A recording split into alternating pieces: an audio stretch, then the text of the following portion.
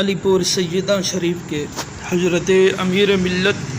پیر سید جماعت علی شاہ محدث علی پوری اپنے نانا جان قطب اقطاب جہاں شہنشاہ عالم سرکار غوث اعظم رضی اللہ تعالی عنہ کی زیارت کو شرف حاصل ہوا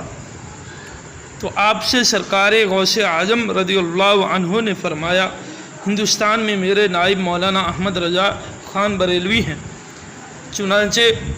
حضرت امیر ملت پیر سید جماعت علی شاہ صاحب بریلی شریف اعلیٰ حضرت کی زیارت کے لیے تشریف لائے اور اعلیٰ حضرت سے یہ خواب بھی بیان کیا۔ مولانا محمد صادق قصوری صاحب لکھتے ہیں کہ میرے پیر و مرشد حضرت قبلہ عالم امیر ملت پیر سید جماعت علی شاہ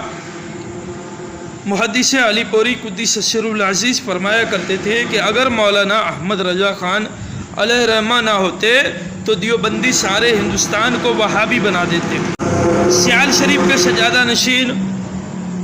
حضرت خواجہ خواجہ قمر الدین سیالوی رحمۃ اللہ تعالی علیہ سے سوال ہوا کہ اعلیٰ حضرت بریلوی کی شان میں گستاخی کرنے والے کا شرعاً کیا حکم ہے، اس کی اقتداء میں نماز پڑھنے کا حکم کیسا ہے؟ آپ فرماتے ہیں اعلیٰ حضرت مولانا احمد رضا خان علیہ الرحمت والغفران کی عرفہ شان کے خلاف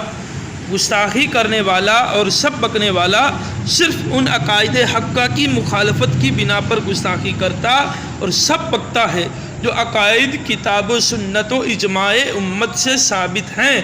جن کا مخالف قطعاً بے دین و بے ایمان ہے۔ چونکہ مجدد الملت و حامی سنت نے ان عقائد حقہ کو مبرہن و واضح فرمایا اور فرقہ باطلہ کو نیچا دکھایا، لہذا در حقیقت ایسی ہستی کے ساتھ عناد مذہب اسلام کے ساتھ عناد ہے، اور چونکہ معاند کے پاس بجز بکواس اور سب و شتم کے کوئی دلیل و برہان موجود نہیں جس کے ساتھ اپنا مذہب ثابت کر سکے، تو اس نے ایسی جلیل القدر مسلم الثبوت عظیم البرکت ہستی کے شان رفیع میں بکواس بکا ہے، اور ظاہر ہے کہ ایسا بکواس بکنے والا کسی دجال کا چیلا اور بے ایمان ہے جس کی امامت قطعاً ناجائز ہے۔ سرکار نظمی میاں مہریروی علیہ رحمہ فرماتے ہیں،